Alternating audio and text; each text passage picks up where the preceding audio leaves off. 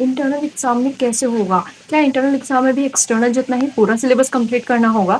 या फिर internal exam और एक्सटर्नल एग्ज़ाम का सिलेबस अलग-अलग होता है?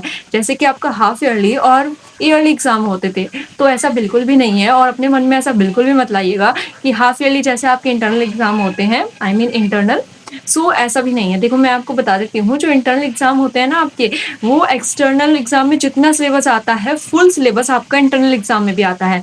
क्वेश्चन कम है बट सिलेबस पूरा होता है। देखो मेरे कॉलेज में तो ऐसा ही होता है, हम जो इंटरनल एग्ज़ाम देते हैं, उसमें हमारा फुल सिलेबस आता है। कभी-कभी हो जाता है जब मैम एग्ज़ाम के टाइम से पहले यानी कि एग्ज़ाम आने वाले होते हैं इंटरनल एग्ज़ाम और मैम का जो है न्यूमेरिकल सब्जेक्ट कभी-कभी कंप्लीट नहीं हो पाता है, 1-2 चैप्टर रह जाते हैं उसमें, तो वो छोड़कर हमें यानी 1-2 चैप्टर कम करवा के पूरा सिलेबस दे देती हैं।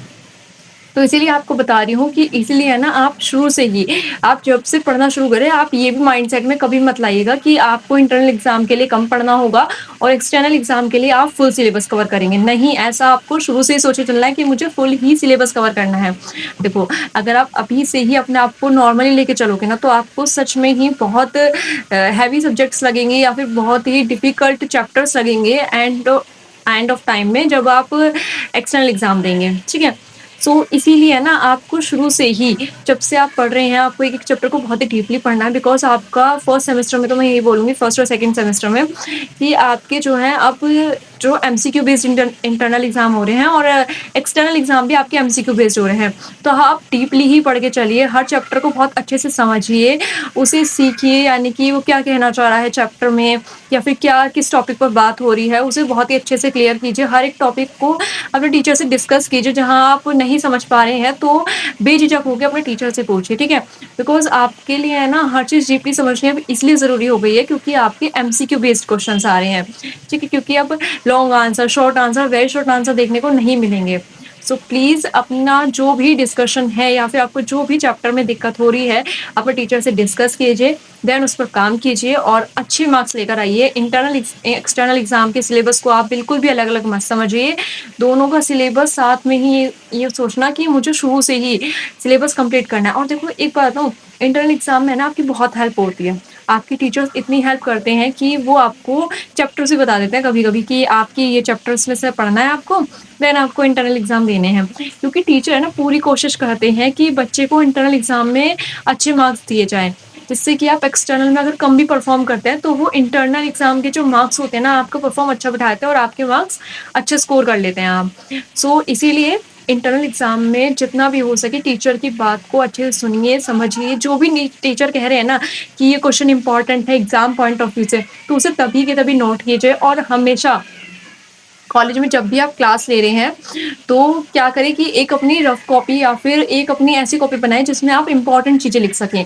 इम्पोर्टेंट चैप्टर्स हुए, इम्पोर्टेंट क्वेश्चन्स हुए, क्योंकि ये है ना सबसे अच्छी हैबिट होती है। अगर आप जानते हैं ना कि जो टॉपर स्टूडेंट होते हैं, तो वो यूँ ही टॉपर नहीं बनते हैं, वो अपनी हर चीज़ को, इम्पोर्टेंट चीज़ों को अपनी कॉपी में नोट डाउन करते हैं, जब भी उन्हें टीचर्स कहा जब भी उन्हें टीचर्स कहते हैं कि आपके लिए ये इम्पोर्टेंट है एग्जाम पॉइंट ऑफ व्यू से या फिर आपके लिए ये चैप्टर इम्पोर्टेंट है, आपके लिए ये टॉपिक इम्पोर्टेंट है, आपके लिए क्वेश्चन इम्पोर्टेंट है एंड एनीथिंग, आपको सभी वो उस कॉपी में नोट डाउन करना है। और जब भी आप इंटरनल एग्जाम के लिए पढ़ने बैठते हैं या फिर एक्सटर्नल एग्जाम के लिए पढ़ने बैठते हैं, तो सबसे पहले उस कॉपी को खोलेंगे, उसमें जो भी क्वेश्चन इंपॉर्टेंट है पहले उन्हें निपटाएंगे, देन आप कुछ आगे का पढ़ेंगे। क्योंकि बहुत से क्वेश्चन जो मैम इंटरनल एग्जाम के लिए बताती है ना, वही एक्सटर्नल एग्जाम में भी आ जाते हैं। सो प्लीज़ मेरी रिक्वेस्ट है कि अच्छे से मैम की बातों को सुनिए, मैम जो भी कह रही हैं उसे क्लास में नोट डाउन करिए, क्लासेस रेगुलरली लीजिए। यही आपकी सबसे बड़ी आपको टॉपर बना देगा अपनी कॉलेज लाइफ में या फिर आपके जो भी बीकॉम, बीए, बीएससी जो भी स्टूडेंट कुछ भी कर रहे हैं ना, ये सबके लिए ज़रूरी है। आप जब भी क्लास ले रहे हैं, अपनी कॉपी साथ लेकर बैठें, टीचर जो भी कह रहा है उसे नोट डाउन ज़रूर करें। मैं आपको बस इतना ही कहना चाहूँगी कि इंटरनल एक्सटर्नल एग्ज़ाम को हल्के में मत लीजिए। अभी आपकी कॉलेज लाइफ़ शुरू हो गई है, स्कूल लाइफ़ ख़त्म हो गई है, तो स्कूल में आपने जैसे पढ़ा, जैसे करा, आपको वहाँ पास कर दिया जाता था, ठीक है? मैं ये नहीं कहूँगी कि यहाँ पास नहीं किया जाता, टीचर्स बहुत हेल्पफुल हैं, बहुत हेल्प करके यानी बहुत हेल्प करते हैं आपकी।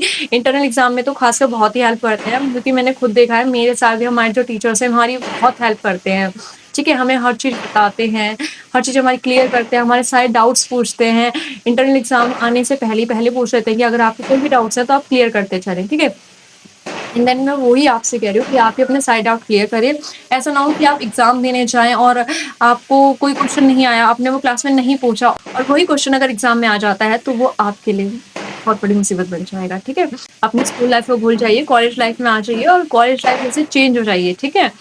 सो ऐसी ही वीडियो के लिए इस चैनल को फॉलो एंड सब्सक्राइब कर लें। Thanks for watching this video and like this video.